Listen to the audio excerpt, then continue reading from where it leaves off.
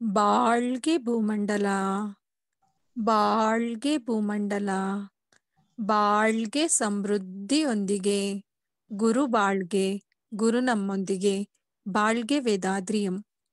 ಆತ್ಮೀಯ ಯೋಗ ಬಂಧುಗಳೇ, ಸರ್ವಶಕ್ತನಾದ ದೈವ ಹಾಗೂ ದೈವೀಕ ತಂದೆ ತತ್ವಜ್ಞಾನಿ ಗುರು ವೇದಾದ್ರಿ ಮಹರ್ಷಿಯವರನ್ನ ವಂದಿಸಿ, ದೈವೀಕ ಮಹಾಶಕ್ತಿಯ ಕರುಣೆ ಹಾಗೂ ದೈವದ ಕೃಪೆ ನಮ್ಮೊಂದಿಗೆ ಸದಾ ಇರಲಿ ಎಂದು ಹಾರೈಸುತ್ತಾ, ವಿಶ್ವ ಸಮುದಾಯ ಸೇವಾ ಸಂಘ ಕರ್ನಾಟಕ ವಲಯ ಆಯೋಜಿಸಿರುವ ಆತ್ಮ ಸಂಗಮದ ಈ ಸಂಜೆಯ ಕಾರ್ಯಕ್ರಮಕ್ಕೆ ಎಲ್ಲ ಆತ್ಮ ಬಂಧುಗಳನ್ನು ವಿಶ್ವ ಸಮುದಾಯ ಸೇವಾ ಸಂಘ ಕರ್ನಾಟಕ ವಲಯದ ಪರವಾಗಿ ಹೃತ್ಪೂರ್ವಕವಾಗಿ ಸ್ವಾಗತಿಸುತ್ತಿದ್ದೇನೆ. ಆತ್ಮೀಯ ಸ್ನೇಹಿತರೆ, ಈ ದಿನದ ಕಾರ್ಯಕ್ರಮದಲ್ಲಿ ನಮ್ಮೊಂದಿಗೆ ಸ್ಕೈಪ್ ಪ್ರಾಧ್ಯಾಪಕರಾದಂತಹ ತಿಮ್ಮಯ್ಯನವರು ಇರುತ್ತಾರೆ.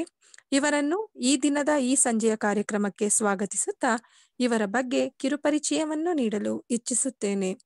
ಇವರು ನಿವೃತ್ತ ಮುಖ್ಯೋಪಾಧ್ಯಾಯರು ಮತ್ತು ಇವರು 2007ರಲ್ಲಿ ನಮ್ಮ ಸ್ಕೈ ಯೋಗಕ್ಕೆ ಸೇರಿಕೊಂಡಿರುತ್ತಾರೆ ಹಾಗೂ ನಮ್ಮ ಸ್ಕೈ ಯೋಗ ಶಿಕ್ಷಣಕ್ಕೆ ಸಂಬಂಧಿಸಿದಂತೆ ಮಾನವನ ಮಹತ್ವಕ್ಕಾಗಿ ಯೋಗ ಎಂಬ ವಿಷಯದಲ್ಲಿ ಡಿಪ್ಲೊಮೊ ಮುಗಿಸಿರುತ್ತಾರೆ.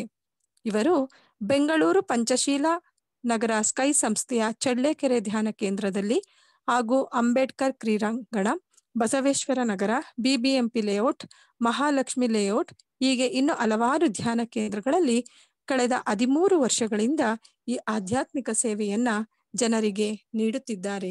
ಇವರನ್ನು ವಿಶ್ವ ಸಮುದಾಯ ಸೇವಾ ಸಂಘ ಕರ್ನಾಟಕ ವಲಯದ ಪರವಾಗಿ ಹಾಗೂ ನಿಮ್ಮೆಲ್ಲರ ಪರವಾಗಿ ಈ ಕಾರ್ಯಕ್ರಮಕ್ಕೆ ಸ್ವಾಗತಿಸುತ್ತಾ, ನಿಜವಾದ ಸಿರಿವಂತರು ಯಾರು, who are the real rich ಎಂಬ ವಿಷಯದ ಬಗ್ಗೆ ಚಿಂತನೆಯನ್ನ ನೀಡುವಂತೆ ಕೇಳಿಕೊಳ್ಳುತ್ತೇನೆ.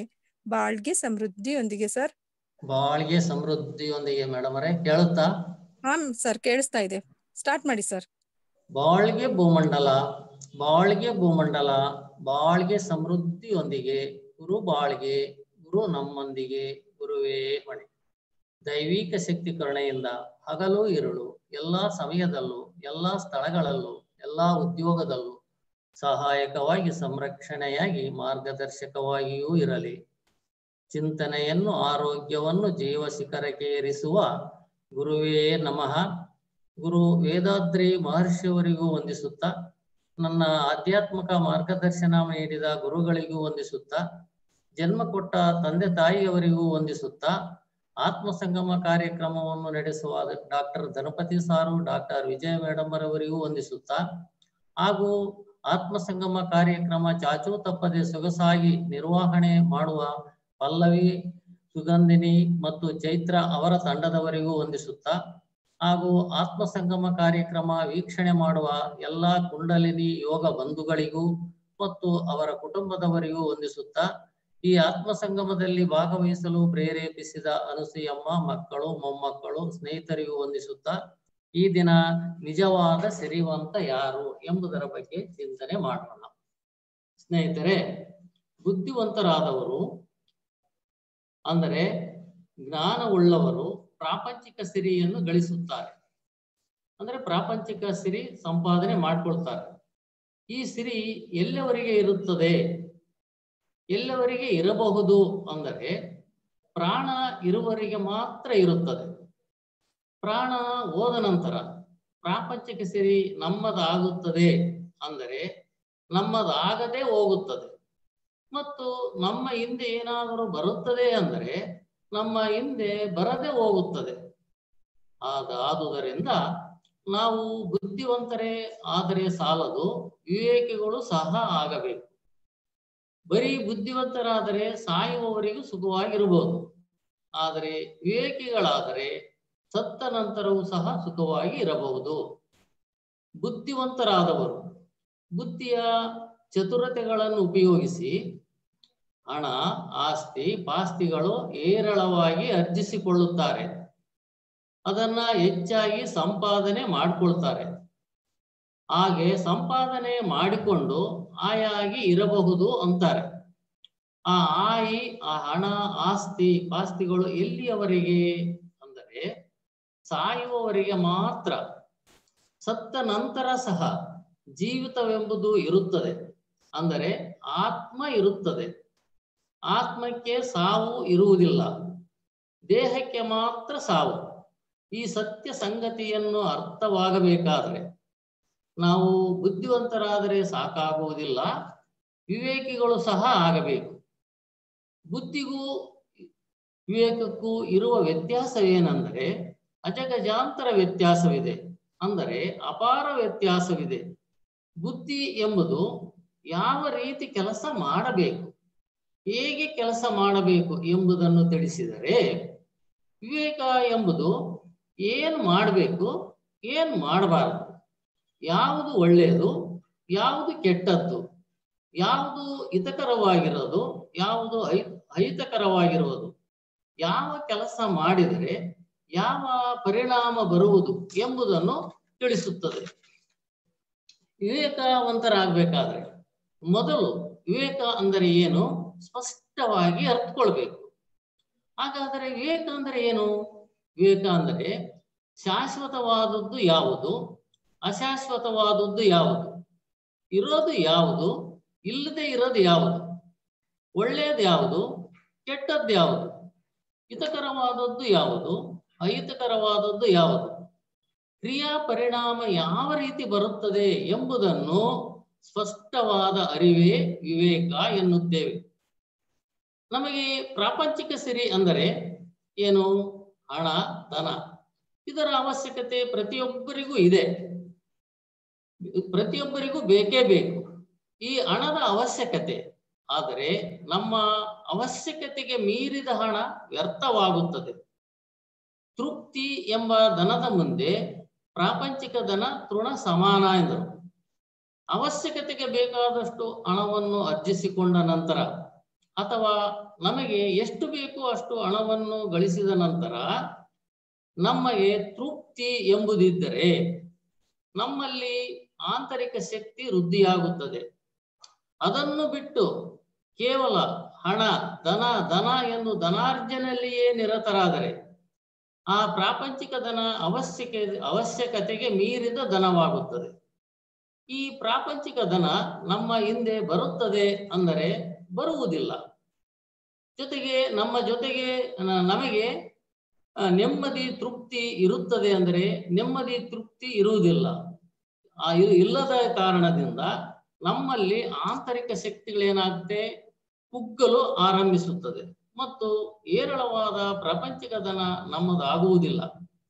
ಜೊತೆಗೆ ನಿಜವಾಗಲೂ ನಮ್ಮದಾದ ನಮ್ಮ ಆಂತರಿಕ ಶಕ್ತಿಗಳು ಸಹ ಕ್ಷೀಣಿಸುತ್ತವೆ.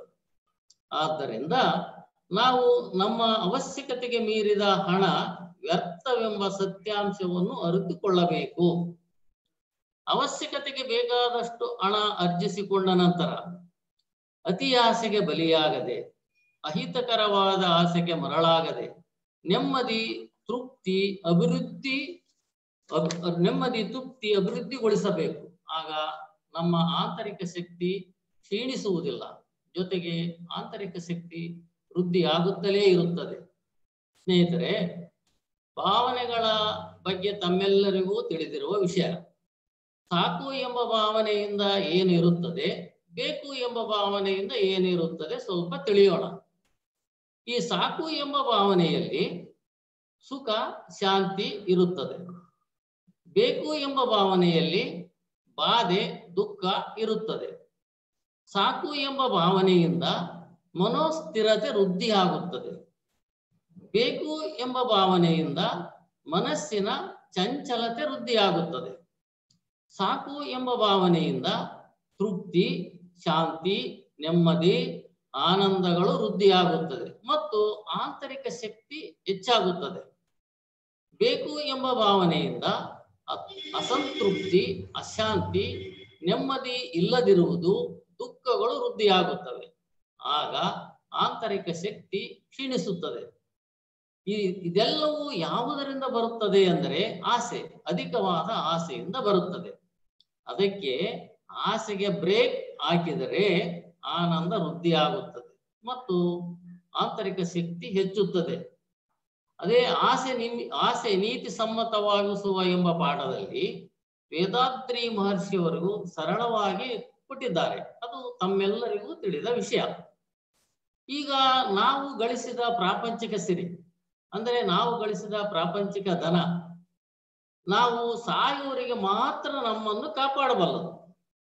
ಆದರೆ ಸತ್ತ ನಂತರ ಸಹ ಸಿರಿವಂತರಾಗಬೇಕಾದ್ರೆ ಏನ್ ಮಾಡಬೇಕು? ಸತ್ತ ನಂತರ ಸಿರಿವಂತರಾಗಬೇಕಾದ್ರೆ ಪುಣ್ಯ ಎಂಬ ಸಿರಿಯನ್ನು ಅರ್ಜಿಸಿಕೊಳ್ಳಬೇಕು, ಪುಣ್ಯ ಎಂಬ ಸಿರಿಯನ್ನು ಗಳಿಸ್ಕೋಬೇಕು. ಸಿರಿವಂತರಾಗಬೇಕೆಂದು ಕೆಲವು ಧನಾರ್ಜನೆಯಲ್ಲಿಯೇ ಸಂಪೂರ್ಣರಾಗಿ ನಿಮಗ್ನರಾಗದೆ ಎಷ್ಟು ಏರಳವಾದ ಧನವನ್ನು ಅರ್ಜಿಸಿಕೊಂಡರೂ ಸತ್ತ ಕೂಡಲೇ ಕಡು ಬಡವರಾಗುತ್ತೇವೆ, ಅಂದ್ರೆ ನಿರ್ಗತಿಕರಾಗುತ್ತೇವೆ, ದರಿದ್ರರಾಗುತ್ತೇವೆ. ಸ್ನೇಹಿತರೆ, ಒಂದು ಅರ್ಥಗರ್ಭಿತವಾದ ಕಥೆ ಇದೆ. ಅದೇನೆಂದರೆ, ಒಬ್ಬ ಧನಿಕನಿದ್ದನು. ಅವನು ಹೇಗೆ ಇದ್ದನಪ್ಪ ಅಂದ್ರೆ, ಅವನು ಬಹಳ ಲೋಭಿಯಾಗಿದ್ದ. ಯಾರಿಗೂ ಒಂದು ನಯಾ ಪೈಸೆ ದಾನವನ್ನು ಮಾಡುತ್ತಿರಲಿಲ್ಲ. ತನ್ನ ಜೀವನದಲ್ಲಿ ಹಣ ಸಂಪಾದನೆ ಒಂದೇ ಅವನ ಗುರಿಯಾಗಿತ್ತು. ಹಣವಿಲ್ಲದವರನ್ನು ಅಂದರೆ ದೀನ ಬಡವರನ್ನು ಅವನು ಬಹಳ ಹೀನವಾಗಿ ಕಾಣುತ್ತಿದ್ದ ಮತ್ತು ಅವರನ್ನು ಅಂದರೆ ಹಣ ಇಲ್ಲದವರನ್ನು ಮನುಷ್ಯರೇ ಅಲ್ಲವೇನೋ ಎಂಬಂತೆ ಅವರೊಡನೆ ವರ್ತನೆ ಮಾಡ್ತಾ ಇದ್ದ. ಒಮ್ಮೆ ಆ ಧನಿಕನ ಮನೆಗೆ ಅತ್ಯಂತ ದೀನ ಸ್ಥಿತಿಯಲ್ಲಿದ್ದ ಭಿಕ್ಷುಕನೊಬ್ಬ ಬಂದ. ಅವನ ಮನೆಯ ಹೊರಾಂಗಣದಲ್ಲಿ ಆಚೆ ನಿಂತು ಭಿಕ್ಷೆಗಾಗಿ ಯಾಚಿಸಿದ. ಒಳಗಿನಿಂದ ಯಾವ ಪ್ರತಿಕ್ರಿಯೆ ಇಲ್ಲದನ್ನು ನೋಡಿ ಸ್ವಲ್ಪ ಮುಂದೆ ಮನೆಯ ಹೊರಾಂಗಣದಲ್ಲಿ ನಿಂತು ಭಿಕ್ಷೆಗಾಗಿ ಯಾಚಿಸಿದ. ಆಗ ಒಳಗಿನಿಂದ ಬಂದ ಧನಿಕನು ತನ್ನ ಮನೆಯ ಆವರಣದಲ್ಲಿ ಬಂದು ನಿಂತಿರುವ ದರಿದ್ರನನ್ನು ಕಂಡು ಕಿಡಿ ಆದ. ಅವನನ್ನು ನೋಡಿ ಅಸಹ್ಯ ಪಡುತ್ತ, ಛೀ ಛೀ, ನಡೆ ಆಚೆ, ಯಾರು ನಿನ್ನನ್ನು ಒಳಗೆ ಬಿಟ್ಟಿತ್ತು ಎನ್ನುತ್ತಾ ಬಾಯಿಗೆ ಬಂದ ಹಾಗೆಲ್ಲ ಬೈಯುತ್ತಾ ಅವನನ್ನು ನಾಯಿಯಂತೆ ಹೊರಗೆ ಅಟ್ಟಿಬಿಟ್ಟನು. ಭಿಕ್ಷುಕನು ಮರುಮಾತನಾಡದೆ ಅಲ್ಲಿಂದ ಹೊರಟು ಹೋದ. ಕೆಲವು ದಿನಗಳು ಕಳೆದ ನಂತರ ಆ ಧನಿಕನಿಗೆ ಮರಣ ಸಂಭವಿಸಿತು. ಅವನನ್ನು ಮೃತ್ಯು ದೇವತೆಯಾದ ಯಮಧರ್ಮರಾಯನ ಆಸ್ಥಾನಕ್ಕೆ ಕರೆತಂದರು.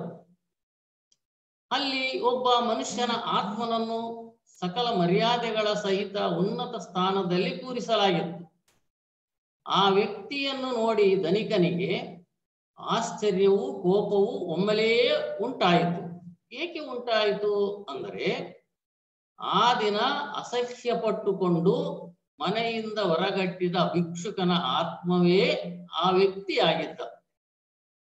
ಧನಿಕನು ಯಮಧರ್ಮರಾಯನನ್ನು ಕುರಿತು, ಎಲೈ ಯಮಧರ್ಮರಾಜ, ಏನೂ ಗತಿಯಿಲ್ಲದ ನಿರ್ಗತಿಕನಾದ ಭಿಕ್ಷುಕನನ್ನು ಸಕಲ ಮರ್ಯಾದೆಗಳ ಸಮೇತವಾಗಿ ಕೂರಿಸಿ ನನ್ನಂತ ದೊಡ್ಡ ವ್ಯಕ್ತಿ, ದೊಡ್ಡ ಶ್ರೀಮಂತ ಹೀಗೆ ನಿಲ್ಲಿಸುವುದು ನಿನಗೆ ನ್ಯಾಯವಲ್ಲ ಎಂದು ತೀವ್ರವಾಗಿ ಖಂಡಿಸಿದ. ಅದಕ್ಕೆ ಯಮಧರ್ಮರಾಯ, ಎಲೈ ಧನಿಕನೇ, ಭೂಲೋಕದಲ್ಲಿ ನೀನು ಹಣವನ್ನು ಮಾತ್ರ ಗಳಿಸಿದ್ದೆ, ಆದರೆ ಆ ಹಣ ಇಂದು ನಿನ್ನೊಡನೆ ತರಲು ಸಾಧ್ಯವಾಗಲಿಲ್ಲ. ಇಲ್ಲಿಗೆ ತರಬಹುದಾದ ಹಣ ಯಾವುದು ಎಂದರೆ ಪುಣ್ಯ ಎಂಬ ಹಣ. ಈ ಪುಣ್ಯಧನವನ್ನು ನೀನು ನಿನ್ನ ಜೀವನದಲ್ಲಿ ನೀನು ಸ್ವಲ್ಪವೂ ಗಳಿಸಲಿಲ್ಲ. ಮೇಲಾಗಿ ಭೋಗ ಭಾಗ್ಯಗಳನ್ನು ಅನುಭವಿಸುವುದರ ಮೂಲಕ ನಿನ್ನ ಪುಣ್ಯ ಫಲಗಳೆಲ್ಲ ಕರಗಿ ಹೋಗಿವೆ. ಆದ್ದರಿಂದ ಈ ಲೋಕದಲ್ಲಿ ಇಂದು ನೀನು ನಿರ್ಗತಿಕನೇ ಆಗಿರುವೆ, ದರಿದ್ರನಾಗಿರುವೆ, ಕಡು ಬಡವನಾಗಿರುವೆ ಎಂದನು. ಆದರೆ ಆ ಭಿಕ್ಷುಕನು ಇಂದು ನಿನಗಿಂತ ಎಷ್ಟೋ ಶ್ರೀಮಂತನಾಗಿದ್ದಾನೆ, ಎಷ್ಟೋ ಉನ್ನತ ಸ್ಥಿತಿಯಲ್ಲಿದ್ದಾನೆ. ಯಾಕೆಂದರೆ ಕಷ್ಟಗಳನ್ನು ಅನುಭವಿಸುವುದರ ಮೂಲಕ ಅವನು ಪಾಪಗಳೆಲ್ಲ ಕರಗಿ ಹೋಗಿವೆ. ಜೊತೆಗೆ ಅವನು ನಿರ್ಗತಿಕನಾಗಿದ್ದರೂ ಸಹ ದಿನವೂ ತನಗೆ ದೊರೆತಿದ್ದರಲ್ಲಿ, ದಿನವೂ ತನಗೆ ಪಡಕೊಂಡ ಆಹಾರದಲ್ಲಿ ಸ್ವಲ್ಪ ಸ್ವಲ್ಪ ಆಹಾರವನ್ನು ತನ್ನ ಸುತ್ತಮುತ್ತಲಿರುವ ಪಶು ಪಕ್ಷಿಗಳಿಗೆ ಕೊಡುತ್ತಾ ಪುಣ್ಯವನ್ನು ಸಂಪಾದಿಸಿದ್ದಾನೆ. ಆದ್ದರಿಂದ ಅವನು ಸಕಲ ಮರ್ಯಾದೆಯಿಂದ ಕೂರಿಸಿರುವುದು ಎಂದು ಹೇಳಿದನು. ಇದನ್ನು ಕೇಳಿದ ಧನಿಕನು ಪಶ್ಚಾತ್ತಾಪದಿಂದ ತಲೆ ತಗ್ಗಿಸಿದನು. ಈ ಅರ್ಥಗರ್ಭಿತವಾದ ಕಥೆಯಲ್ಲಿ ಅದೃಷ್ಟವಂತನಾದ ವ್ಯಕ್ತಿ ತಾನು ಅದೃಷ್ಟವನ್ನು ಅನುಭವಿಸಿದಂತೆಲ್ಲ ಅದು ಕರಗಿ ಹೋಗುತ್ತದೆ ಎಂಬ ವಿಚಾರವನ್ನು ಅರಿತುಕೋಬೇಕು. ತಾನು ಅದೃಷ್ಟವಂತನಾಗಿರುವಾಗಲೇ ಎಚ್ಚೆತ್ತುಕೊಂಡು ಪುಣ್ಯ ಎಂಬ ಧನವನ್ನು ಸಂಪಾದಿಸಿಕೊಂಡು ಮತ್ತಷ್ಟು ಉನ್ನತ ಸ್ಥಿತಿಗೆ ಹೊಂದಬೇಕು. ಈ ಪಾಪ ಫಲಗಳು ಅನುಭವಿಸುತ್ತಾ ವ್ಯಕ್ತಿ ತನ್ನ ಪಾಪಗಳೆಲ್ಲ ಈ ರೀತಿಯಾಗಿ ಕಳೆದು ತಾನು ಪರಿಶುದ್ಧನಾಗುತ್ತಾನೆ ಎಂಬ ತೃಪ್ತಿಯಿಂದ ಕಷ್ಟಗಳನ್ನು ಅನುಭವಿಸುತ್ತಾ ಕೈಲಾದಷ್ಟು ಪುಣ್ಯವನ್ನು ಮಾಡಬೇಕು. ಇಂತಹ ವ್ಯಕ್ತಿ ಮಾಡಿದ ಒಂದೊಂದು ಚಿಕ್ಕ ಪುಣ್ಯವು ಕಾರ್ಯವೂ ಸಹ ಅವನನ್ನು ಉನ್ನತ ಸ್ಥಿತಿಗೆ ಕೊಂಡೊಯ್ಯುತ್ತದೆ. ಸತ್ತ ನಂತರವೂ ನಾವು ಸಿರಿವಂತರಾಗಬೇಕಾದ್ರೆ ಕೆಲವು ಪ್ರಾಪಂಚಿಕ ಸಿರಿಯನ್ನು ಅರ್ಜಿಸುವುದರಲ್ಲಿ ಮಾತ್ರವೇ ನಿಮಗ್ನರಾಗದೆ ಪುಣ್ಯ ಎಂಬ ಸಿರಿಯನ್ನು ಅರ್ಜಿಸಿಕೊಳ್ಳಬೇಕು. ಪ್ರಾಪಂಚಿಕ ಸಿರಿವಂತರಾಗುವುದು ಒಂದು ಅದೃಷ್ಟನೇ. ಆದರೆ ನಮಗೆ ಸಾವು ಎಂಬುದು ಇರುವುದ ಕಾರಣದಿಂದ ಈ ಪ್ರಾಪಂಚಿಕ ಸಿರಿ ವ್ಯರ್ಥವಾಗಿ ಹೋಗುತ್ತದೆ. ಈ ರೀತಿ ಪ್ರಾಪಂಚಿಕ ಸಿರಿ ವ್ಯರ್ಥವಾಗದಿರಬೇಕಾದ್ರೆ ಸತ್ತ ನಂತರವೂ ಸಹ ನಾವು ಸಿರಿವಂತರಾಗಿ ಅದೃಷ್ಟವಂತರಾಗಿ ಮುಂದುವರಿಬೇಕಾದ್ರೆ ನಾವು ಪುಣ್ಯ ಎಂಬ ಧನವನ್ನು ಹೇರಳವಾಗಿ ಅರ್ಜಿಸಿಕೊಂಡು ಬಿಡಬೇಕು. ನಾವು ಕಷ್ಟಪಟ್ಟು ಅರ್ಜಿಸಿದ ಸಿರಿ ನಮ್ಮದಾಗಬೇಕಾದ್ರೆ ಮತ್ತು ನಮ್ಮ ಹಿಂದೆ ಬರಬೇಕಾದ್ರೆ ನಾವು ಪುಣ್ಯ ಎಂಬ ಬ್ಯಾಂಕಿನಲ್ಲಿ ಪುಣ್ಯ ಎಂಬ ಧನವನ್ನು ಭದ್ರಪಡಿಸಿಕೊಳ್ಳಬೇಕು. ಪುಣ್ಯ ಕಾರ್ಯಗಳು ಮಾಡದೆ ಸ್ವಾರ್ಥ ಬುದ್ಧಿಯುಳ್ಳವರಾಗಿ ಹಣ ಹಾಗೂ ಸಿರಿ ಸಂಪತ್ತುಗಳನ್ನು ಬಚ್ಚಿಟ್ಟುಕೊಂಡರೆ ಏನಾಗಬಹುದು? ಅದನ್ನೆಲ್ಲ ಇಲ್ಲೇ ಬಿಟ್ಟು ಹೋಗಬೇಕಾಗುತ್ತದೆ. ನಮ್ಮ ಸಿರಿಯನ್ನು ನಾವು ನಮ್ಮೊಡನೆ ತೆಗೆದುಕೊಂಡು ಹೋಗಬೇಕಾದ್ರೆ ನಮ್ಮ ಸಿರಿ ನಮ್ಮ ಅದೃಷ್ಟ ನಮಗೆ ಶಾಶ್ವತವಾಗಿ ಇರಬೇಕಾದ್ರೆ ನಾವು ಪುಣ್ಯ ಕಾರ್ಯಗಳನ್ನು ಹುಡುಕಿ ಮಾಡಬೇಕು.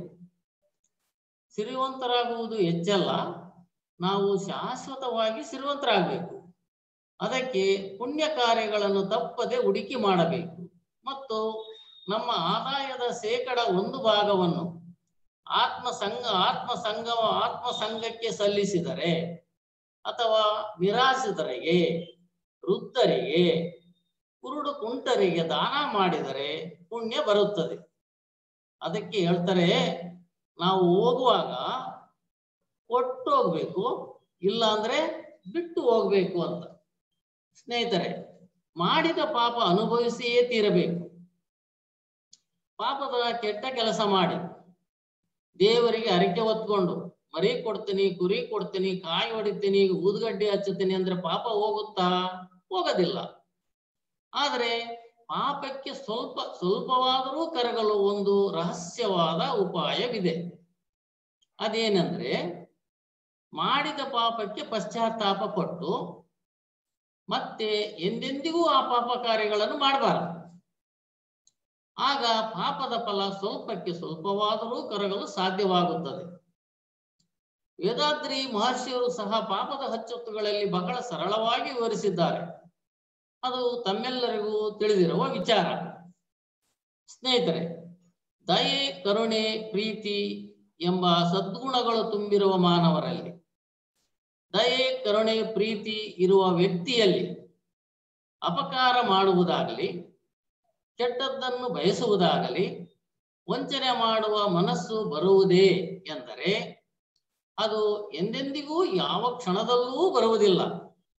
ಜೊತೆಗೆ ಸದಾ ಉಪಕಾರ ಮಾಡಬೇಕೆಂಬ ಭಾವನೆಯನ್ನು ಹೊಂದಿ ಹೇರಳವಾಗಿ ಉಪಕಾರವನ್ನು ಮಾಡಲು ಪ್ರಯತ್ನಿಸುತ್ತಾರೆ, ಶ್ರಮಿಸುತ್ತಾರೆ ಮತ್ತು ಉಪಕಾರಗಳನ್ನು ಮಾಡುತ್ತಲೇ ಇರುತ್ತಾರೆ. ಇದರಿಂದ ಅವರ ಮನಸ್ಸು ಮಲಿನವಾಗಲು ಅವಕಾಶವಿಲ್ಲ. ಆಗ ಮನಸ್ಸು ನಿರ್ಮಲವಾಗುತ್ತಲೇ ಇರುತ್ತದೆ. ದಯೆ, ಕರುಣೆ, ಪ್ರೀತಿ ಇರುವ ಹೃದಯನೇ ಭಗವಂತನ ನಿಲಯ ಎನ್ನುತ್ತೇವೆ.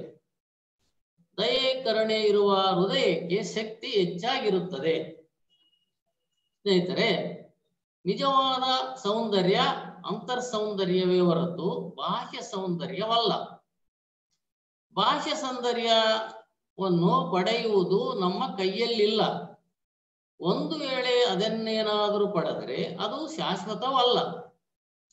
ಅಂತರ್ ಸೌಂದರ್ಯ ಶಾಶ್ವತವಾದದ್ದು. ಇಂತಹ ಶಾಶ್ವತವಾದ ಸೌಂದರ್ಯವನ್ನು ಪಡೆಯುವ ಶಕ್ತಿ ನಮ್ಮ ಕೈಯಲ್ಲಿದೆ.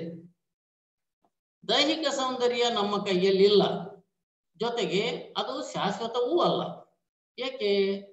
ಅದು ದಿನೇ ದಿನೇ ಕ್ಷೀಣಿಸುತ್ತಲೇ ಇರುತ್ತದೆ.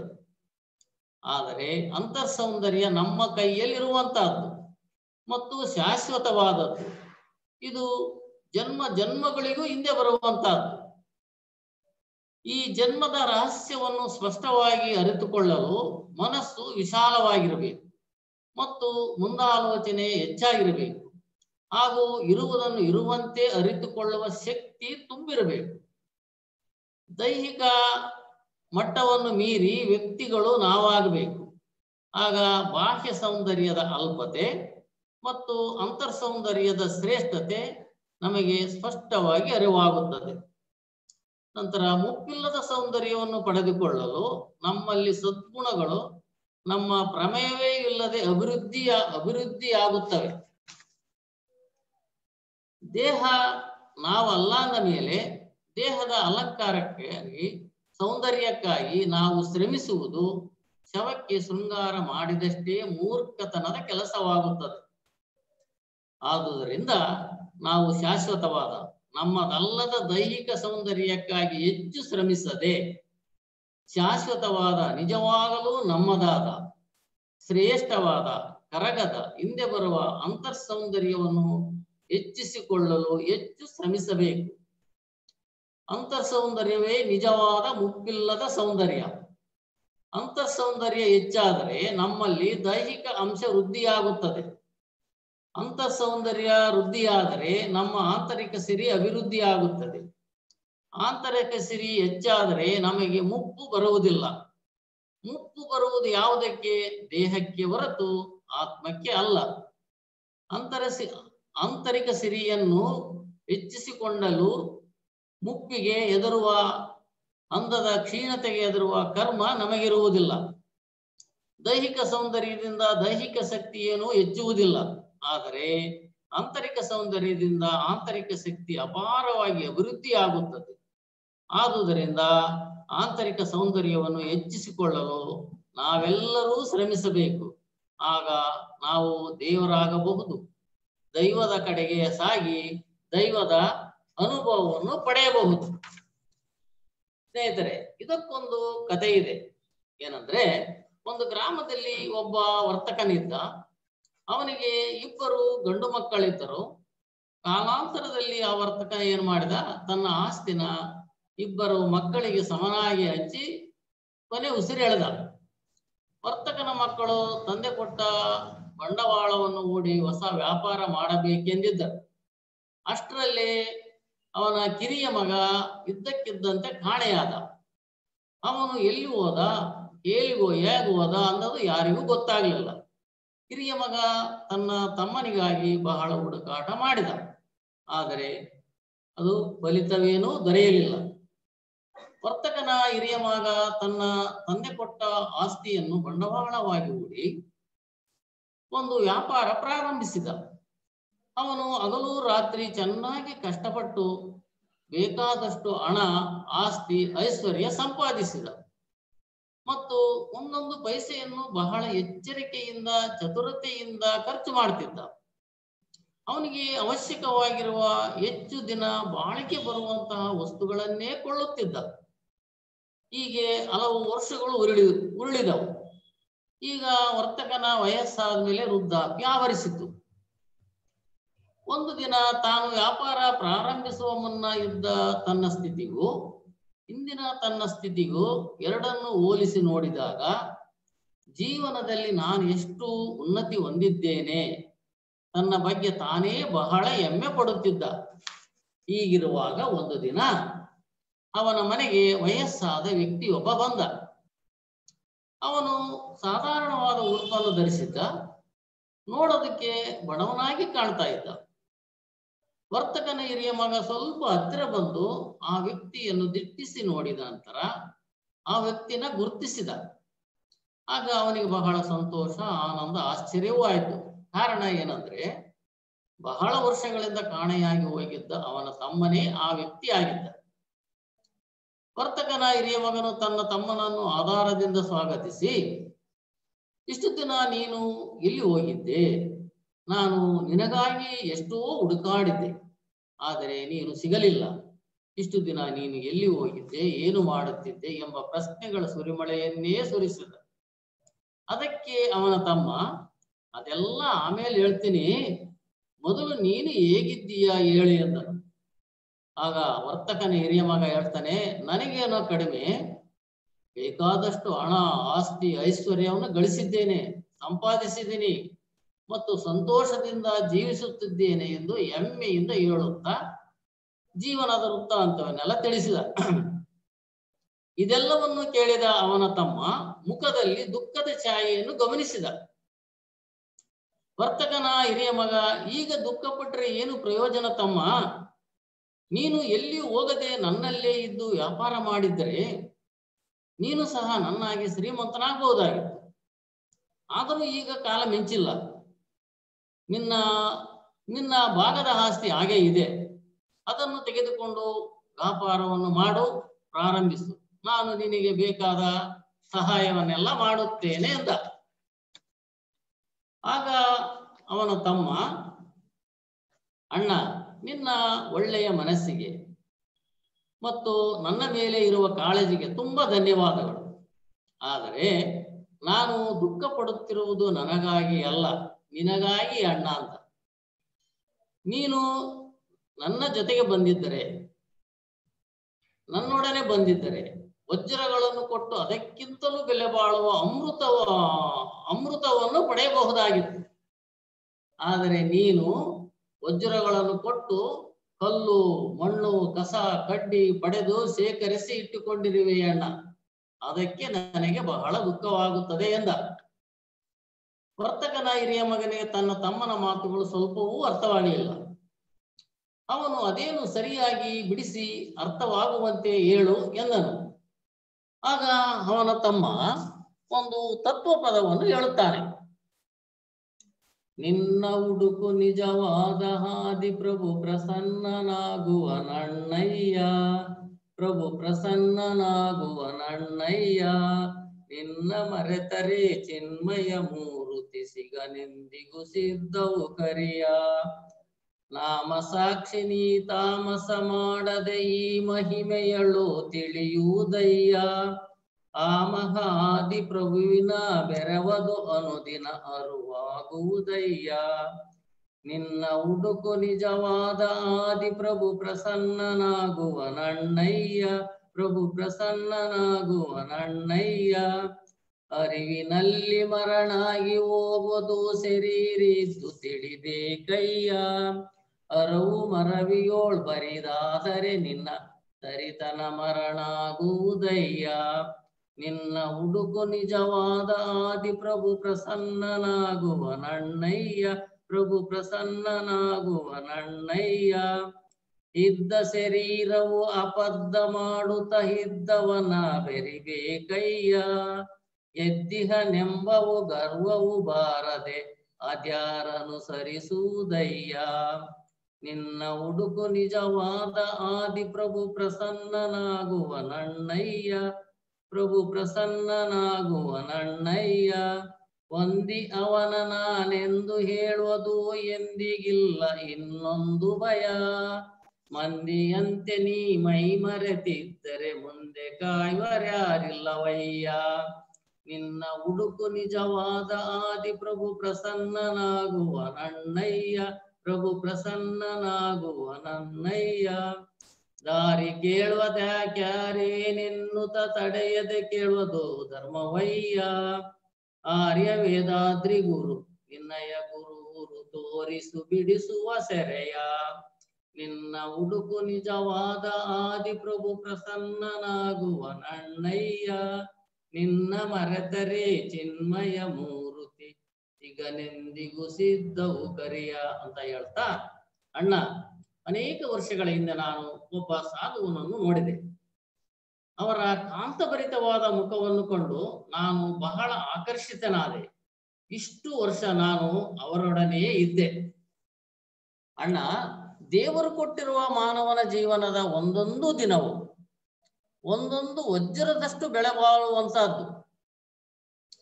ಅಂತಹ ಒಂದೊಂದು ದಿನವನ್ನು ನಾನು ಅದಕ್ಕಿಂತಲೂ ಬೆಳೆ ಬಾಳುವ ಅಮೃತದಂತ ಉಪದೇಶಗಳನ್ನು ಕೇಳಲು, ಪುಣ್ಯಾರ್ಜನೆ ಮಾಡಲು, ಆಧ್ಯಾತ್ಮಿಕ ಸಾಧನೆ ಮಾಡಲು, ಧ್ಯಾನ ಮಾಡಲು, ಪ್ರಾರ್ಥನೆ ಸಾಧನೆಗಳನ್ನು ಮಾಡಲು ಉಪಯೋಗಿಸಿದೆ.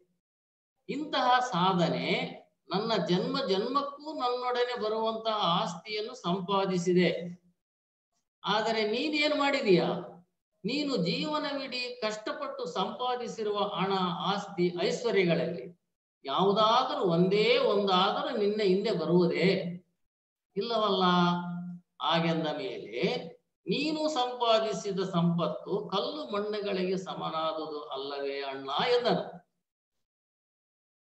ಅಣ್ಣ, ತಂದೆ ಕೊಟ್ಟ ಒಂದು ಚಿಕ್ಕ ಆಸ್ತಿಯನ್ನು ಇಷ್ಟು ದೊಡ್ಡದು ಮಾಡುವಂತಹ ಬುದ್ಧಿಯುಳ್ಳ ನೀನು, ಚೆನ್ನಾಗಿ ಪರಿಶೀಲಿಸಿ ಉತ್ತಮ ವಸ್ತುಗಳನ್ನೇ ಕೊಳ್ಳುವಂತಹ ನೀನು, ಒಂದೊಂದು ಪೈಸೆಯನ್ನು ಜಾಗೃತಿಯುಳ್ಳ ನೀನು, ಒಂದೊಂದು ಪೈಸೆಯನ್ನು ಚತುರತೆಯಿಂದ ಖರ್ಚು ಮಾಡುವ ನೀನು, ದೇವರು ಕೊಟ್ಟಿರುವ ವಜ್ರಗಳಿಗೆ ಸಮನಾದ ಈ ಜೀವನದಲ್ಲಿ ಒಂದೊಂದು ದಿನವನ್ನು ಕಲ್ಲು ಮಣ್ಣುಗಳಿಗೆ ಸಮನಾದ ಹಣ, ಆಸ್ತಿ, ಐಶ್ವರ್ಯಗಳನ್ನು ಗಳಿಸಲೆಂದೇ ಖರ್ಚು ಮಾಡಿಬಿಟ್ಟೆ ಎಂದರೆ ನನಗೆ ಬಹಳ ನೋವಾಗುತ್ತದೆ ಎಂದ.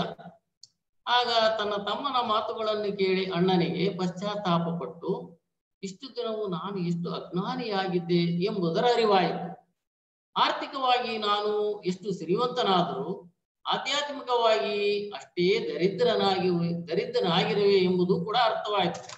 ಅದಕ್ಕೆ ಆರ್ಥಿಕದಲ್ಲಿ ಶ್ರೀಮಂತನಾದರೆ ಸಾಲದು, ಆಧ್ಯಾತ್ಮಿಕದಲ್ಲಿ ಶ್ರೀಮಂತನಾಗಬೇಕೆಂದು ಉಳಿದಿರುವ ದಿನಗಳಾದರೂ ನಾನು ಸಕ್ರಮವಾಗಿ ಆಧ್ಯಾತ್ಮಿಕ ಸಾಧನೆ ಮಾಡಲು ಆಶ್ರಮಕ್ಕೆ ಹೋಗಿ ಅಲ್ಲಿ ಇರತೊಡಗಿದ. ಸ್ನೇಹಿತರೆ, ಬುದ್ಧಿವಂತ ಸಾಯುವವರೆಗೂ ಆಯಾಗಿರ್ತದೆ, ವಿವೇಕ ಸತ್ತ ನಂತರವೂ ಆಯಾಗಿರ್ತಾನೆ. ನಾವು ಕೂಡ ಸತ್ತ ನಂತರ ಸಹ ಹಿಂದೆ ಬರುವಂತಹ ಪುಣ್ಯವನ್ನು ಸಂಪಾದಿಸಲು ಶ್ರೀ ವೇದಾದ್ರಿ ಮಹರ್ಷಿಯವರ ತತ್ವವನ್ನು ಅನುಸರಿಸಿ ದೈವ ನೆಲೆಯನ್ನು ಬೆಳೆಯೋಣ ಅಂತ ಹೇಳ್ತಾ ಒಂದು ತತ್ವ ಪದದೊಂದಿಗೆ ಚಿಂತನೆಯನ್ನು ಮುಗಿಸುತ್ತೇನೆ. ಕಾಣಬೇಕು ಗುರು ದೈವದ ಪಾದ, ಧ್ಯಾನ ಪೂರ್ಣ ಪ್ರಾಣಾನಂದದಿ ಕಾಣಬೇಕು ಗುರು ದೈವದ ಪಾದ. ಪರರೂಪವು ದರರೂಪವು ಬೆರೆತೀಹವು ಬೇರೆ ಮಾಡುತ್ತ ಕಾಣಬೇಕು ಗುರು ದೈವದ ಪಾದ. ಬೇರೆ ಮಾಡಿ ಬೆರೆತು ನೋಡಿ ದಾರಿ ಹಿಡಿ ಧೀರನಾಗಿ ಕಾಣಬೇಕು ಗುರು ದೈವದ ಪಾದ. ಅಂತರಂಗ ಎಂತ ಸಂಗ ಕುಂತೆ ಕಂಗ ಭ್ರಾಂತನಾಗಿ ಕಾಣಬೇಕು ಗುರು ದೈವದ ಪಾದ. ಘನಸೂತ್ರದಿ ಮನನೇತ್ರದಿ ತನ ಕ್ಷೇತ್ರದಿ ಧೀರ ರಕ್ಷಕನ ಕಾಣಬೇಕು ಗುರು ದೈವದ ಪಾದ. ದಯನಯನ ಇಹ ಪಾಲನ ಭಯದೂರನ ಬೇಡಿದ್ದವನ ಕಾಣಬೇಕು ಗುರು ದೈವದ ಪಾದ. ಅಧಿಕಾರನ ಆಧಾರನ ಹೃದಯೇಶನ ಬದಿಯಲ್ಲಿ ಹನ ಕಾಣಬೇಕು ಗುರು ದೈವದ ಪಾದ. ಗುರು ವೇದಾದ್ರಿನ ಪರಮ ಪುರುಷ ಬೆರೆತ ದೋಷ ಬಂದೇಳಿ ಪೋದ ಕಾಣಬೇಕು ಗುರು ದೈವದ ಪಾದ. ಧ್ಯಾನ ಪೂರ್ಣ ಪ್ರಾಣಾನಂದದಿ ಕಾಣಬೇಕು ಗುರು ದೈವದ ಪಾದ ಅಂತ ಹೇಳ್ತಾ ಈ ಚಿಂತನೆಯನ್ನು ಮುಗಿಸುತ್ತೇನೆ. ಇದನ್ನು ಮಂಡಿಸಲು ಅವಕಾಶ ಕೊಟ್ಟ ಗಣಪತಿ ಸಾರು, ವಿಜಯ ಮೇಡಮ್ ಅವರು, ಇದನ್ನು ವೀಕ್ಷಿಸಿದ ಕುಂಡಲಿನಿ ಯೋಗ ಬಂಧುಗಳು, ಅವರ ಕುಟುಂಬ ವರ್ಗದವರಿಗೂ, ನನ್ನನ್ನು ಪ್ರೇರೇಪಿಸಿದ ಅನುಸೂಯಮ್ಮ ಮಕ್ಕಳು, ಮೊಮ್ಮಕ್ಕಳು, ಸ್ನೇಹಿತರಿಗೂ ತುಂಬ ಹೃದಯದ ಧನ್ಯವಾದಗಳನ್ನು ಅರ್ಪಿಸುತ್ತಾ, ಆ ದೈವಿಕ ಕೃಪೆಯಿಂದ ತಮ್ಮೆಲ್ಲರಿಗೂ ದೇಹ ಆರೋಗ್ಯ, ದೀರ್ಘಾಯಸ್ಸು, ಸಾಕಷ್ಟು ಐಶ್ವರ್ಯ, ಉನ್ನತವಾದ ಕೀರ್ತಿ ಕೊಡಲಿ ಅಂತ ಗುರುನಲ್ಲಿ ಬೇಳ್ಕೊಳ್ತಾ ಈ ಚಿಂತನೆಯನ್ನು ಮುಗಿಸುತ್ತೇನೆ. ಬಾಳ್ಗೆ ಭೂಮಂಡಲ, ಬಾಳ್ಗೆ ಭೂಮಂಡಲ, ಬಾಳ್ಗೆ ಸಮೃದ್ಧಿಯೊಂದಿಗೆ. ಧನ್ಯವಾದಗಳು ಸರ್. ತುಂಬಾ ಒಳ್ಳೇದು ಮೇಡಮ್ ಅವರೇ. ಈ ದಿನದ ಚಿಂತನೆಯನ್ನ ನಡೆಸಿಕೊಟ್ಟಿದ್ದಕ್ಕೆ ಧನ್ಯವಾದಗಳು. ಆತ್ಮೀಯ ಸ್ನೇಹಿತರೆ, ಈ ದಿನದ ಆಧ್ಯಾತ್ಮಿಕ ಚಿಂತನೆಯನ್ನ ನಡೆಸಿಕೊಟ್ಟಂತಹ ಪ್ರಾಧ್ಯಾಪಕರಿಗೆ ವಂದನೆಗಳು. ಸ್ನೇಹಿತರೆ, ಈಗ ಪ್ರಶ್ನೋತ್ತರ ಸಮಯ. ಯಾರಿಗಾದರೂ ಈ ದಿನದ ವಿಷಯದ ಬಗ್ಗೆ ಪ್ರಶ್ನೆಗಳಿದ್ರೆ ರೈಸ್ ಹ್ಯಾಂಡ್ ಬಟನ್ ಕ್ಲಿಕ್ ಮಾಡಿ ನೀವು ಪ್ರಶ್ನೆಗಳನ್ನ ಕೇಳುವ ಮುಂಚೆ ಒಂದು ಪ್ರಮುಖ ಸೂಚನೆ ಇದೆ ಸ್ನೇಹಿತರೆ. ವಿಶ್ವ ಸಮುದಾಯ ಸೇವಾ ಸಂಘದ ಶಾಖೆಯಾಗಿರುವ ವಿಷನ್ ಫಾರ್ ವಿಸ್ಡಮ್ ಅವರು ಆಯೋಜಿಸಿರುವ ಆನ್ಲೈನ್ ಸ್ಕೈ ಯೋಗ ಫೌಂಡೇಶನ್ ಕೋರ್ಸ್ ಈಗ ಕನ್ನಡ ಭಾಷೆಯಲ್ಲಿ ಲಭ್ಯವಿದೆ. ಈ ಕರೋನಾ ಎಂಬ ಸಂಕಷ್ಟದ ಕಾಲದಲ್ಲಿ ಮಾನಸಿಕವಾಗಿ ಬಹಳ ನೊಂದಿರುವವರಿಗೆ, ಆರೋಗ್ಯದಲ್ಲಿ ಸಮಸ್ಯೆ ಇರುವವರಿಗೆ ಮತ್ತು ಧ್ಯಾನ ಕೇಂದ್ರಕ್ಕೆ ಬರಲು ಸಾಧ್ಯವಾಗದೇ ಇರುವವರಿಗೆ ಈ ಒಂದು ಆನ್ಲೈನ್ ಕೋರ್ಸ್ ಬಹಳ ಉಪಯುಕ್ತವಾಗಿದೆ. ಅಂತಹವರು ಈ ಅಭ್ಯಾಸಕ್ಕೆ ತಮ್ಮನ್ನ ತೊಡಗಿಸಿಕೊಳ್ಳಲು www.kundaliniyoga.edu.in ಎಂಬ ವೆಬ್ಸೈಟ್ನ ಮೂಲಕ ನಿಮ್ಮೆಲ್ಲರ ಹೆಸರುಗಳನ್ನ ತಮ್ಮ ಹೆಸರುಗಳನ್ನ ನೋಂದಣಿ ಮಾಡಿಕೊಳ್ಳಲು ಈ ಮೂಲಕ ವಿನಂತಿಸಿಕೊಳ್ಳುತ್ತೇವೆ. ಹಾಗೂ ಶಾಲಾ ಕಾಲೇಜುಗಳು ತೆರೆಯದೇ ಇರುವ ಈ ಕಾಲದಲ್ಲಿ ಮಕ್ಕಳಿಗೆ ಸದ್ಗುಣಗಳನ್ನ ಬೆಳೆಸಿಕೊಳ್ಳಲು ಮತ್ತು ಆರೋಗ್ಯವನ್ನ ಕಾಪಾಡಿಕೊಳ್ಳಲು ಹಾಗೂ ಪರೀಕ್ಷೆಗಳನ್ನ ಧೈರ್ಯವಾಗಿ ಎದುರಿಸಲು ಇದೊಂದು ಉತ್ತಮವಾದ ಅವಕಾಶ ಸ್ನೇಹಿತರೆ. ಇದಕ್ಕಾಗಿ ವಿಷನ್ ಫಾರ್ ವಿಸ್ಡಮ್ ರವರು ವಿದ್ಯಾರ್ಥಿಗಳಿಗಾಗಿ ಈಗ ಈ ಆನ್ಲೈನ್ ಫೌಂಡೇಶನ್ ಕೋರ್ಸ್ ಅನ್ನ ಅತಿ ಕಡಿಮೆ ದರದಲ್ಲಿ ನೀಡುತ್ತಿದ್ದಾರೆ. ದಯವಿಟ್ಟು ನಿಮ್ಮ ಮಕ್ಕಳನ್ನ ಈ ಒಂದು ಶಿಕ್ಷಣಕ್ಕೆ ಸೇರಿಸಲು ಈ ಮೂಲಕ ವಿನಂತಿಸಿಕೊಳ್ಳುತ್ತೇವೆ. ಇದಲ್ಲದೆ ಆರೋಗ್ಯವಾಗಿ ಇರುವವರು ಕೂಡ ಮುಂದೆ ಬರುವ ರೋಗಗಳಿಂದ ರೋಗಮುಕ್ತರಾಗಲು ಈ ಅಭ್ಯಾಸಗಳು ಹೆಚ್ಚು ಉಪಯುಕ್ತವಾಗಿರುತ್ತೆ. ಆದ್ದರಿಂದ ತಕ್ಷಣ ಎಲ್ಲರೂ ಈ ವೆಬ್ಸೈಟ್ ಅನ್ನು ನೋಡಿ ತಮ್ಮ ಹೆಸರುಗಳನ್ನ ನೋಂದಾಯಿಸಿ ಆ ದೈವದ ಹಾಗೂ ಗುರುವಿನ ಕೃಪೆಗೆ ಪಾತ್ರರಾಗುವಂತೆ ತಮ್ಮಲ್ಲಿ ಈ ಮೂಲಕ ವಿನಂತಿಸಿಕೊಳ್ಳುತ್ತೇವೆ ಸ್ನೇಹಿತರೆ.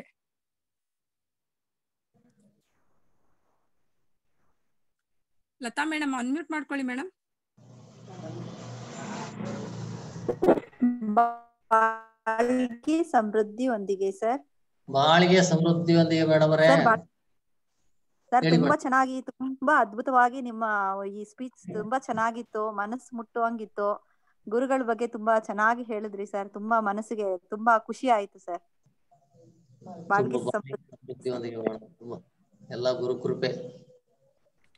Thank you sir. ಬಾಳ್ಗೆ ಸಮೃದ್ಧಿ, ಬಾಳ್ಗೆ ಸಮೃದ್ಧಿಯೊಂದಿಗೆ. ಸರ್ ಇನ್ಯಾರು ಹ್ಯಾಂಡ್ ರೈಸ್ ಮಾಡಿಲ್ಲ ಸರ್, ಮುಗಿಸ್ಕೊಳ್ಳೋಣ ಸರ್. ಒಳ್ಳೇದು ಮೇಡಮ್. ಬಾಳ್ಗೆ ಸಮೃದ್ಧಿಯೊಂದಿಗೆ. Thank you sir, thank you so much ಈ ದಿನದ ಚಿಂತನೆಯನ್ನ ನಡೆಸಿಕೊಟ್ಟಿದ್ದಕ್ಕೆ. ಆತ್ಮೀಯ ಯೋಗ ಬಂಧುಗಳೇ, ಈಗ ಪ್ರಾಧ್ಯಾಪಕರನ್ನ ಹಾರೈಸುವ ಸಮಯ. ಎಲ್ಲರೂ ಮನಸ್ಸನ್ನ ತುರಿಯಂನಲ್ಲಿ ಕೇಂದ್ರೀಕರಿಸೋಣ. ಪ್ರೊಫೆಸರ್ ತಿಮ್ಮಯ್ಯ ಅವರು ಮತ್ತು ಅವರ ಕುಟುಂಬ ಬಾಳ್ಗೆ ಸಮೃದ್ಧಿಯೊಂದಿಗೆ, ಅವರ ದೇಹಾರೋಗ್ಯ ಬಾಳ್ಗೆ ಸಮೃದ್ಧಿಯೊಂದಿಗೆ, ಅವರ ಆಧ್ಯಾತ್ಮಿಕ ಸೇವೆ ನಿರಂತರವಾಗಿ ನಡೆಯಲಿ ಎಂದು ಹಾರೈಸೋಣ. ಬಾಳ್ಗೆ ಸಮೃದ್ಧಿಯೊಂದಿಗೆ. ಬಾಳ್ಗೆ ಭೂಮಂಡಲ, ಬಾಳ್ಗೆ ಭೂಮಂಡಲ, ಬಾಳ್ಗೆ ಸಮೃದ್ಧಿಯೊಂದಿಗೆ. ಆತ್ಮೀಯ ಯೋಗ ಬಂಧುಗಳೇ, ನಾಳಿನ ಕಾರ್ಯಕ್ರಮದ ವಿವರಣೆಗಳು ಈ ರೀತಿ ಆಗಿದೆ. ಬೆಳಿಗ್ಗೆ 5:45ಕ್ಕೆ ಕನ್ನಡದಲ್ಲಿ ಧ್ಯಾನ, 6:30ಕ್ಕೆ ಕಾಯಕಲ್ಪ ಮತ್ತು ದೇಹಾಭ್ಯಾಸ, ಮಧ್ಯಾಹ್ನ 2 ಗಂಟೆಗೆ ತಮಿಳಿನಲ್ಲಿ ಧ್ಯಾನ, 2:30ಕ್ಕೆ ಚಿಂತನ ವಿಷಯ ಸೆಕ್ಸ್ ಅಂಡ್ ಸ್ಪಿರಿಚುಯಾಲಿಟಿ ಎಂಬ ವಿಷಯದ ಬಗ್ಗೆ ಚಿಂತನೆಯನ್ನ ನೀಡಲಿದ್ದಾರೆ ಸ್ಕೈ ಪ್ರೊಫೆಸರ್ ಜಯಶ್ರೀ ವಿಜಯಕುಮಾರ್ ರವರು. ಹಾಗೂ ಸಂಜೆ 4:15ಕ್ಕೆ ಕನ್ನಡದಲ್ಲಿ ಆತ್ಮಸಂಗಮ ಕಾರ್ಯಕ್ರಮದಲ್ಲಿ ಧ್ಯಾನ, 4:45ಕ್ಕೆ ವಿಶ್ವಶಾಂತಿಗಾಗಿ ಹಾರೈಕೆ, 4:55ಕ್ಕೆ ಚಿಂತನಾ ವಿಷಯ ದಾಂಪತ್ಯ ಜೀವನದ ಧರ್ಮಾಚರಣೆಗಳು, ಸೆಲೆಬ್ರೇಷನ್ ಆಫ್ ಮ್ಯಾರಿಟಲ್ ಲೈಫ್ ಎಂಬ ವಿಷಯದ ಬಗ್ಗೆ ಚಿಂತನೆಯನ್ನ ನೀಡಲಿದ್ದಾರೆ ಸ್ಕೈ ಪ್ರೊಫೆಸರ್ ವರಲಕ್ಷ್ಮಿ ಮೇಡಮ್ ಅವರು. ಬಾಳ್ಗೆ ಭೂಮಂಡಲ, ಬಾಳ್ಗೆ ಭೂಮಂಡಲ, ಬಾಳ್ಗೆ ಸಮೃದ್ಧಿಯೊಂದಿಗೆ. ಆತ್ಮೀಯ ಯೋಗ ಬಂಧುಗಳೇ, ಈ ದಿನದ ಕಾರ್ಯಕ್ರಮವನ್ನ ಮುಕ್ತಾಯಗೊಳಿಸಿಕೊಳ್ಳೋಣ. ಈ ದಿನದ ಕಾರ್ಯಕ್ರಮದಲ್ಲಿ ಪಾಲ್ಗೊಂಡಂತಹ ಪ್ರಾಧ್ಯಾಪಕರಿಗೂ ಹಾಗೂ ಎಲ್ಲ ಆತ್ಮ ಬಂಧುಗಳಿಗೂ ವಿಶ್ವ ಸಮುದಾಯ ಸೇವಾ ಸಂಘದ ಪರವಾಗಿ ವಂದನೆಗಳನ್ನ ಸಲ್ಲಿಸುತ್ತೇನೆ. ಹಾಗೂ ವಿಶ್ವ ಸಮುದಾಯ ಸೇವಾ ಸಂಘ ಕರ್ನಾಟಕ ವಲಯಕ್ಕೆ ಸೇರಿರುವ ಎಲ್ಲ ಸ್ಕೈ ಸಂಸ್ಥೆಯ ಅಧ್ಯಕ್ಷರಿಗೂ ಹಾಗೂ ಪದಾಧಿಕಾರಿಗಳಿಗೂ ಧನ್ಯವಾದಗಳು. ಕರ್ನಾಟಕದಲ್ಲಿರುವ ಎಲ್ಲಾ ಧ್ಯಾನ ಕೇಂದ್ರಗಳಲ್ಲಿ ಸೇವೆ ಸಲ್ಲಿಸುತ್ತಿರುವ ಎಲ್ಲ ಮಾಸ್ಟರ್ ಹಾಗೂ ಪ್ರೊಫೆಸರ್ಗಳಿಗೂ ಧನ್ಯವಾದಗಳು. ಹಾಗೂ ಈ ಆತ್ಮಸಂಗಮ ಕಾರ್ಯಕ್ರಮ ಯಶಸ್ವಿ ಪೂರ್ಣವಾಗಿ ನಡೆಯಲು ಅತಿ ಪ್ರಮುಖ ಪಾತ್ರ ವಹಿಸಿರುವ ವಿಶ್ವ ಸಮುದಾಯ ಸೇವಾ ಸಂಘ ಕರ್ನಾಟಕ ವಲಯದ ಅಧ್ಯಕ್ಷರಿಗೂ ಹಾಗೂ ಸ್ಮಾರ್ಟ್ ಶಾಖೆಯ ಉಪಾಧ್ಯಕ್ಷರ ಮಾರ್ಗದರ್ಶನಕ್ಕಾಗಿ ನಿಮ್ಮೆಲ್ಲರ ಪರವಾಗಿ ಕೃತಜ್ಞತೆಗಳನ್ನ ಸಲ್ಲಿಸುತ್ತೇನೆ. ಹಾಗೂ ಎಲ್ಲರಿಗೂ ದೈವಿಕ ಮಹಾಶಕ್ತಿಯ ಕರುಣೆಯಿಂದ ದೇಹಾರೋಗ್ಯ, ದೀರ್ಘಾಯಸ್ಸು, ಸಾಕಷ್ಟು ಐಶ್ವರ್ಯ, ಉನ್ನತ ಕೀರ್ತಿ, ಸತ್ಯಜ್ಞಾನ ಪಡೆದು ಉನ್ನತವಾಗಿ ಬಾಳುವಂತಾಗಲಿ ಎಂದು ಎಲ್ಲರನ್ನು ಹಾರೈಸುತ್ತಾ, ಮಹರ್ಷಿಯ ಈ ತತ್ವಗಳು ವಿಶ್ವದಾದ್ಯಂತ ಹರಡಲಿ ಎಂದು ಆಶಿಸುತ್ತಾ, ವಿಶ್ವ ಸಮುದಾಯ ಸೇವಾ ಸಂಘ ಕರ್ನಾಟಕ ವಲಯಕ್ಕೆ ವಂದಿಸಿ ವಿಶ್ವಶಾಂತಿ ಪ್ರಾರ್ಥನೆಯೊಂದಿಗೆ ಈ ದಿನದ ಕಾರ್ಯಕ್ರಮವನ್ನ ಮುಕ್ತಾಯಗೊಳಿಸಿಕೊಳ್ಳೋಣ. ಬಾಳ್ಗೆ ಭೂಮಂಡಲ, ಬಾಳ್ಗೆ ಭೂಮಂಡಲ, ಬಾಳ್ಗೆ ಸಮೃದ್ಧಿಯೊಂದಿಗೆ. ವಿಶ್ವಕ್ಕೆಲ್ಲ ಸಕಾಲಿಕ ಮಳೆ ಸಾಕಷ್ಟು ಸುರಿಯಲಿ, ರೈತರೆಲ್ಲ ಧಾನ್ಯವನ್ನು ಹುಮ್ಮಸ್ಸಿನಿಂದ ಬೆಳೆಯಲಿ, ಹಲವು ಉದ್ಯೋಗಗಳ ಮಾಡುತ್ತಿರುವ ಕಾರ್ಮಿಕರು ಉನ್ನತಿಯಾಗಲಿ, ವಿವಿಧತೆಯಲ್ಲಿ ಏಕತೆ ಕಾಣುವ ಸಂಸ್ಕೃತಿಯನ್ನು ಉತ್ತಮವಾಗಿಸಲಿ, ಕಲಹಗಳು ಪೈಪೋಟಿ ಹಗೆತನ ಮೀರಿದ ಆಡಳಿತ ನಡೆಯಲಿ, ಅನಕ್ಷರತೆ ಸಾಲ ಬಡತನ ಕಳಂಕಗಳು ಮರೆಯಾಗಲಿ, ಸುಖ ಬಾಳನ್ನು ನೀಡುವ ಸತ್ಯ ಜ್ಞಾನ ಜ್ಯೋತಿ ಬೀರಲಿ, ನಮ್ಮ ಕರ್ತವ್ಯ ಧಾರ್ಮಿಕ ಬಾಳ್ವೆಯ ಗುರಿಯನ್ನೇ ಉತ್ತಮವಾಗಿಸಲಿ, ನಮ್ಮ ಕರ್ತವ್ಯ ಧಾರ್ಮಿಕ ಬಾಳ್ವೆಯ ಗುರಿಯನ್ನೇ ಉತ್ತಮವಾಗಿಸಲಿ, ನಮ್ಮ ಕರ್ತವ್ಯ ಧಾರ್ಮಿಕ ಬಾಳ್ವೆಯ ಗುರಿಯನ್ನೇ ಉತ್ತಮವಾಗಿಸಲಿ. ಬಾಳ್ಗೆ ಭೂಮಂಡಲ, ಬಾಳ್ಗೆ ಭೂಮಂಡಲ, ಬಾಳ್ಗೆ ಸಮೃದ್ಧಿಯೊಂದಿಗೆ.